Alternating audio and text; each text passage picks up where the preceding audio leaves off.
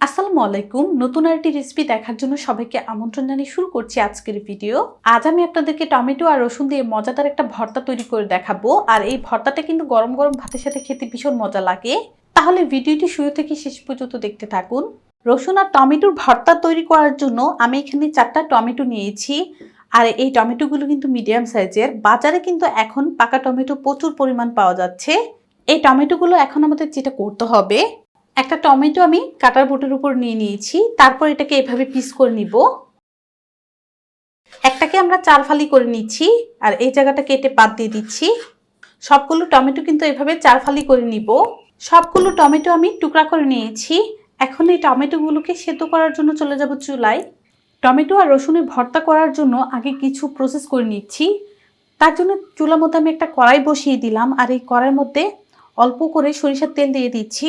সরিষার তেলটাকে গরম হওয়ার জন্য রেখে দিব। সরিষার তেলটা গরম হয়ে গিয়েছে, দিয়ে দিচ্ছি 5টি শুকনো মরিচ। আর এই শুকনো মরিচটাকে আমরা এখন এই তেলের মধ্যে ভেজে নিব। কেউ চাইলে কিন্তু এগুলো তেল ছাড়াও ভেজে নিতে পারবেন। অনবরত নেড়ে মরিচগুলোকে আমি ভেজে তারপর দেখাই।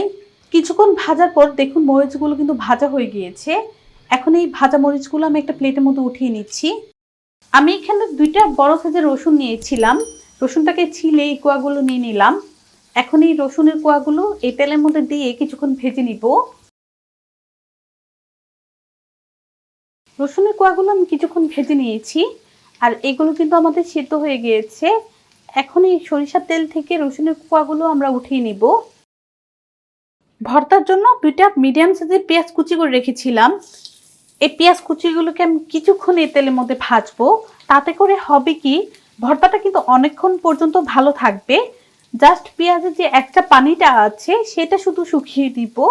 আপনারা চাইলে কিন্তু কাঁচা পেঁয়াজ দিয়ে এই ভর্তাটা করে নিতে পারবেন। কাঁচা পেঁয়াজ দিয়ে যদি ভর্তাটা করি তাহলে কিন্তু অনেকক্ষণ পর্যন্ত ভর্তাটা ভালো থাকবে না। কিছুক্ষণ এই পেঁয়াজ কুচিগুলো আমি ভেজেছি আর পেঁয়াজটা দেখুন হালকা সফট হয়ে গিয়েছে। পেঁয়াজের যে একটা পানিটা ছিল সেটা কিন্তু শুকিয়ে এসেছে। এখন এই পেঁয়াজগুলোকে আমরা উঠিয়ে নিব। এই কড়ার মধ্যেই টমেটোর টুকরাগুলো দিয়ে ভালো করে আমি এগুলোকে সেদ্ধ করে নিচ্ছি। আর অবশ্যই একটা ঢাকনা দিয়ে ঢেকে কিছুক্ষণ অপেক্ষা করতে হবে। টমেটোর পানি দিয়ে কিন্তু টমেটোটা সেদ্ধ হয়ে যাবে। তো কিছুক্ষণ অপেক্ষা করার পর দেখাই। 5 থেকে 6 মিনিট ঢাকনা দিয়ে ঢেকে টমেটোগুলোকে আমি জাল করে নিয়েছি। আর মাঝে মাঝে কিন্তু ঢাকনাটা খুলে একটু নেড়ে দিয়েছিলাম। টমেটোগুলো সেদ্ধ হওয়ার জন্য কিন্তু আমি এক্সট্রা এখানে কোনো পানি দেই নাই। যেহেতু টমেটোটা সিদ্ধ হয়ে গিয়েছে, এখন এই টমেটোটাকে আমরা নিয়ে নিব একটা প্লেটে। ভর্তা তৈরি করার জন্য আমি এখানে একটা বাটি নিয়েছি আর যে শুকনো মরিচগুলো আমি ভেজে রেখেছি সেই শুকনো মরিচগুলোর বোটা ফেলে আমি এভাবে নিয়ে নিচ্ছি। আমি 5টা শুকনো মরিচ ভেজেছিলাম। এই 5টা শুকনো মরিচ দিয়েই ভর্তাটা করে নিব। কেউ যদি ঝালের পরিমাণটা কমিয়ে খেতে চান তাহলে কিন্তু মরিচের পরিমাণটা কমিয়ে দিলেই ভালো হবে। যেহেতু ভর্তা ঝাল ঝাল করে ভর্তাটা খেতে আমাদের ভালো লাগে, যার কারণে এই 5টা মরিচ দিয়ে ভর্তাটা করা। মরিচের সাথে আমি 1/2 চা চামচ পরিমাণ লবণ দিয়ে দিলাম। এখন এই মরিচগুলোকে আমি এভাবে ভেঙে নিব। অনেকেই ভাবতে পারেন যে মরিচ ভাঙতে গেলে কিংবা মরিচে ধরলে হাতে জ্বালা করবে, সেই ক্ষেত্রে আপনারা চাইলে অল্প করে অলিভ অয়েল হাতের মধ্যে লাগিয়ে নিতে পারেন। শুকনো মরিচটাকে কিন্তু আমি ভালো করে ভেঙে নিলাম। আগে থেকেই যে কাঁচা পেঁয়াজটাকে আমি ভেজে রেখেছিলাম, এই পেঁয়াজটাকে মরিচের সাথে এভাবে একটু মিশিয়ে নিব। এই যে মরিচের সাথে কিন্তু পেঁয়াজটাকে আমি ভালো করে মাখিয়ে নিলাম। এটাকে একটু সাইড করে নিচ্ছি।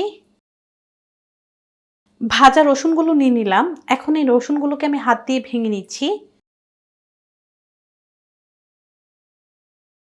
সবগুলো রসুনের কোয়া কিন্তু আমি হাত দিয়ে ভেঙে নিয়েছি। এখন এগুলোকে ভালো করে আমি চটকিয়ে নিচ্ছি আর পেঁয়াজের সাথে ভালো করে আমি চটকিয়ে নিচ্ছি। এই ভর্তাটা খেতে কিন্তু অসম্ভব মজা। একদিন বাসায় ট্রাই করলেই বুঝতে পারবেন যে খেতে কতটা মজা। রসুনটা পেঁয়াজের সাথে আমি মিশিয়ে নিলাম। তারপর দিয়ে দিচ্ছি সেদ্ধ করা টমেটো। টমেটোটা দিয়ে কিন্তু ভালো করে সবকিছুর সাথে মিশিয়ে নিতে হবে। সবশেষে দিয়ে দিচ্ছি কিছু ধনিয়া পাতা কুচি। ধনিয়া পাতা কুচিটা দিয়ে এভাবে আমি আলতো করে মিশিয়ে নিব।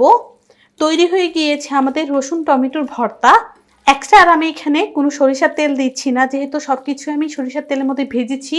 তো আশা করছি এই ভর্তার রেসিপিটি আপনাদের ভালো লেগেছে। ভালো লাগলে অবশ্যই একটা লাইক দিবেন, চ্যানেলটাকে সাবস্ক্রাইব করবেন। সবাই ভালো থাকবেন, সুস্থ থাকবেন। আল্লাহ হাফেজ।